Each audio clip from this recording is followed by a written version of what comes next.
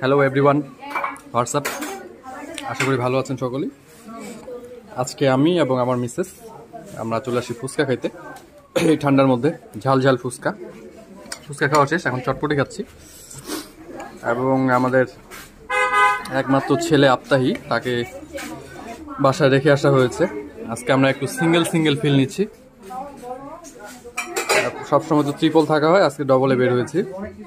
এবং আজকে বাইক রেখেও এসেছি আমরা। আজকে আমরা রিক্সায় বের হয়েছি এই শীতের মধ্যে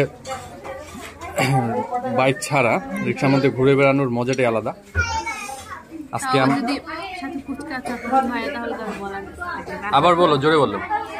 তার উপর যদি ফুচকা আর চটপটি হয় তাহলে বলার কিছু থাকে না।